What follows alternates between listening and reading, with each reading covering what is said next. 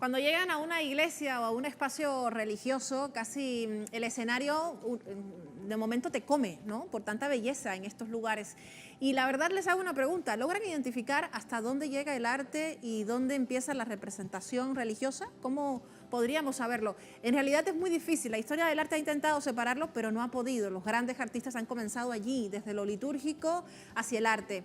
Este es el vivo ejemplo de lo que sucede entre José Gregorio Hernández, también la Madre Carmen y sus artistas. Son disímiles las obras que por estos días se inauguran en el país, no solamente en Caracas y en Isnotú, sino también en otros espacios donde la figura de José Gregorio Hernández es esencial para diversos elementos. Por eso acá nos preguntamos qué dice el arte de la religión. Dice mucho más allá de lo que podemos nosotros reflexionar, tanto desde la historia del arte como materia científica, como desde el ámbito simbólico y subjetivo. Dame las siguientes imágenes y les voy a explicar por qué. Fíjense, acá hablamos de murales, hablamos de representación artística pictórica, pero este símbolo se convierte en un espacio de unidad nacional, porque José Gregorio, durante todos estos días, y siempre ha sido así desde que se conoció su existencia como santo, independientemente de la declaración del Vaticano, busca unir a un pueblo, lo une dentro de sus pasiones ideológicas y políticas. Es una imagen que actualmente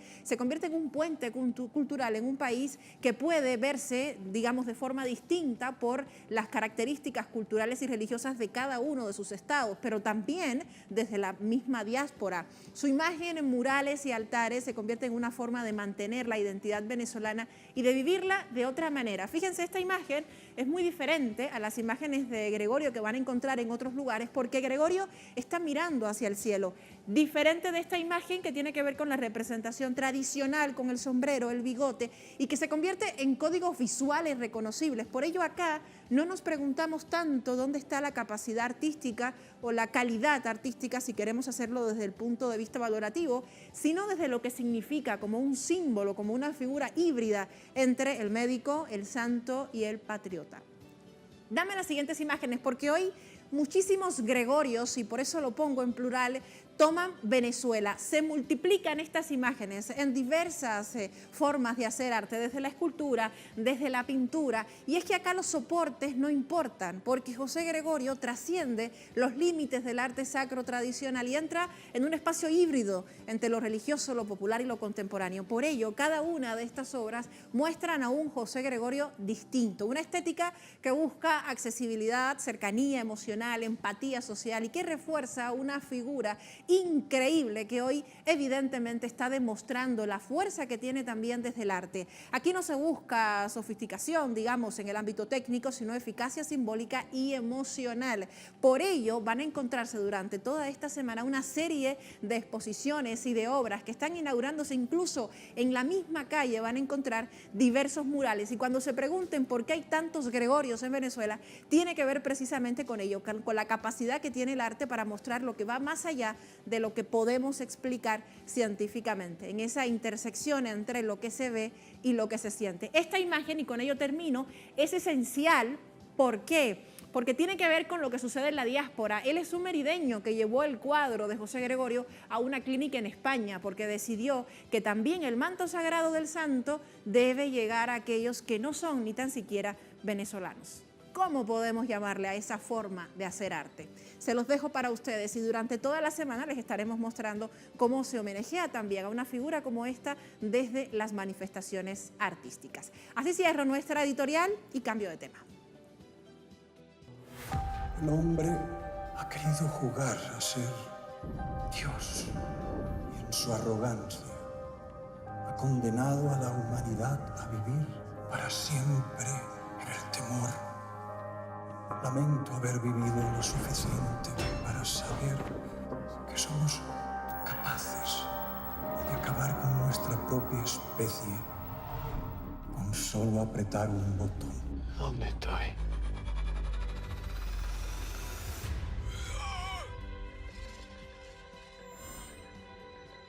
Este libro es el compendio de cientos de años de conocimiento. Es un manual para construir una máquina para volver en el tiempo.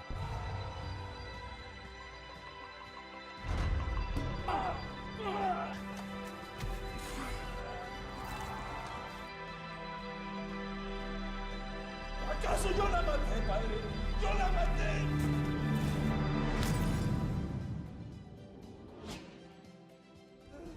¿Qué está pasando? ¿Quién es usted? Ese próximamente se ha vuelto ya. Hemos cambiado el término temporal. El hombre de la luz es una historia de un campesino que inventa una máquina del tiempo. Vamos a conversar con su director. ¿Por qué esta película? ¿Cuál es la propuesta? Y por supuesto agradecerle también por estar con nosotros esta noche. Cristian Márquez, gracias por estar acá. Hola, un gusto. Gracias a ti. Bueno, gracias por el espacio. A ti y a ti las gracias por venir. ¿Por qué una película sobre un proceso histórico-científico? No, a ver, yo siempre he sido fanático de la ciencia ficción, es mi género favorito. Ok. La película está inspirada en la vida de un tecnólogo popular merideño llamado Luis Zambrano, que vivió en los años 80, 90. Le dieron un honoris causa en la Universidad de los Andes porque inventó algunas herramientas, un motor de 20 piezas que fue certificado por los ingenieros de la universidad que funcionaba. Máquinas eléctricas para su pueblo. Entonces, bueno, que inspirado un poco en ese cuento, pensé que le faltó poco para inventar una máquina del tiempo. Y de ahí lo desarrollé junto al guionista Inti Torres, otro compañero. La película es muy merideña, está inspirada en un personaje merideño y es como, a ver, para que la gente se ubique un poco, la serie Dark de Netflix va por ahí, más o menos con viajes en el tiempo y personajes que se replican en la historia. Es una trama distinta, digamos. ¿Por qué hacer una película para el público nacional e internacional? Porque también sé que ha obtenido premio en varios festivales, Canadá, Italia, de un personaje local. ¿Cómo hablarle a otro que no conoce la realidad merideña? Es que precisamente creo que ese es el encanto de la película, ¿no? Y que desde que la concebimos y cuando escribimos el guión pensamos que podía ser como uno de sus mayores valores, ¿no? Que era lo nuestro, que quizás es lo que no han visto nunca en el mundo de nosotros, y por lo menos de Mérida. Entonces quizás ese páramo, ese sobrecogimiento, todo nublado en los Nevados, que es un pueblito que parece que se quedó en el tiempo, que está el pueblo más cercano al Pico Bolívar. Entonces como toda esa andinidad, pero metido también en un contexto narrativo actual, digamos, que bueno, son esas series que un poco más dramatúrgicamente más modernas, digamos. Entonces pensamos que todo esto narrativo que normalmente parece como de grandes urbes o de ciudades con científicos avanzados, metido allá en aquel páramo iba a ser algo por lo menos extraño, que llamaría la atención. Y a partir de allí lo desarrollamos y ha funcionado muy bien. ¿Cómo podríamos entender entonces el trabajo de Cristian desde la ciencia ficción venezolana? Te pregunto esto porque la ciencia ficción no siempre tiene que ver con la creación de recursos fantásticos, sino con la forma de contar la historia. Uno puede bajarle el sonido, hacer un silencio un poco brusco, hacer un mínimo ruido, poner una cara asustada y está haciendo ciencia ficción sin necesidad de tener efectos especiales. Digo, tiene que ver más con la narrativa. ¿Qué tipo de ciencia ficción trabajas? Claro, tiene que ver con el cuento, sobre todo, como todo, o bueno, creo que como todo buen cine, ¿no? La historia es la base de todo, y en este caso para nosotros es fundamental porque estructuramos todo sobre la base de ese cuento. Obviamente hay efectos especiales que ayudan a remarcar o hacer que el cuento sea más creíble, que las personas lo puedan vivir, pero no nos basamos en ello, digamos.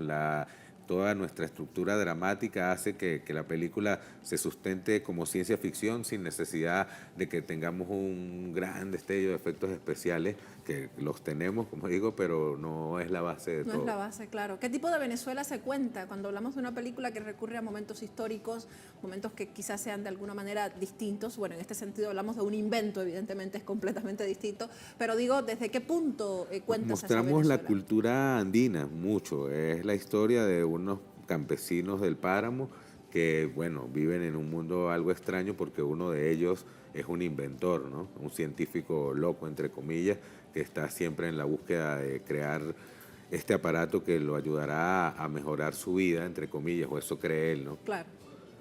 Me gusta la idea de hacerlo desde la invención, porque uno desde la invención puede contar también una realidad que no existe necesariamente o que quizás quiso que existiese a la hora de contar cómo viven cómo piensan, de qué tipo de país estamos hablando de un Mérida de una cierta época y cómo ello también refleja ese proceso de avance y de desarrollo que ha habido en el país. Digo porque uno cuando se encuentra en un festival internacional y ve película venezolana, ¿qué es lo primero que te viene a la mente para contar sobre Venezuela? Automáticamente se cree que tiene que ver con temas políticos. Hay muchos estigmas, efectivamente, a eso me refiero. Bueno, no, la película de hecho es la primera película de ciencia ficción merideña y será la tercera, cuarta o quinta, no sé, venezolana, ¿no? No es un género en el que nuestros creadores han avanzado y han profundizado mucho. Sin embargo, bueno, hemos tenido buena recepción. A ver, en Milán, en el Festival de Cine Independiente de Milán, ganamos Mejor Película Independiente y Mejor Ciencia Ficción. En Suecia, en Estocolmo, ganamos Mejor Ciencia Ficción. En Kioto, en Japón, quedamos finalistas en ese festival. Ahora estamos seleccionados en Berlín y en Calgary, en Canadá, ganamos Mejor Ópera Prima. Entonces, bueno, que ha resonado con públicos de distintos lugares y, bueno, nada, mañana será la premiera aquí en Caracas para medios y periodistas y a partir del 23 de octubre se estrena en salas nacionales para que todos puedan ir a disfrutarla. Qué bien. Bueno, queda esperar ahora el resultado del público nacional. Exacto. Bueno, va con un buen averaje, ¿no? Los premios, pero los premios no siempre dicen lo que en realidad es la obra. Realmente lo importante es, bueno, lo que diga el público, ¿no? Lo que el público piense de ella. Entonces, bueno, nos encantaría que nos acompañen y que la vayan a ver y recibir ese feedback y saber qué piensa la gente de la ciencia ficción que se hizo en Mérida. Genial. Venezolana. Muchísimas gracias, Cristian, por haberte venido. Te agradezco. No, gracias a ustedes. Un placer gigante. Sin duda. Hablar sobre ciencia ficción desde una Venezuela que sigue empujando, que sigue creando. Imagínense, no solo hablamos de una ciencia ficción de Venezuela, sino de Mérida. Es decir, vamos más a la localidad. La invitación está hecha para que pueda encontrarse con esta película desde el momento de su estreno y para aquellas personas que pudieron verla afuera, pues bien, ya tienen ventaja, cuentan con ventaja. Así despedimos nuestra entrevista y me voy con otro tema. Lo hago específicamente para hablar sobre lo que sucede en Cuba, en Granma, del 17 al 20 de octubre. Reciben la fiesta de la cubanía también con este sonido.